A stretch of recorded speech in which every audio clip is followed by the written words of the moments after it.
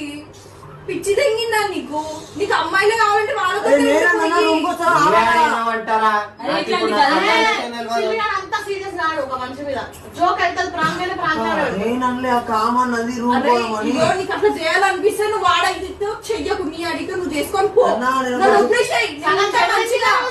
అర్థమవుతుందా? ఏం చేసాను నువ్వేమన్నా చేసుకున్నట్టు వాడైతే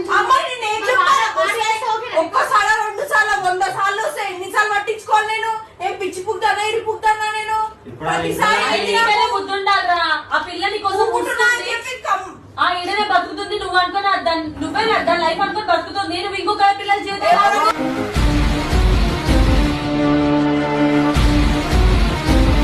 జీవితాన్ని కూడా ఖరాబ్ చేసింది ఖరాబ్ బుల్లే కూర్చో చేసిందే తప్పు నువ్వు.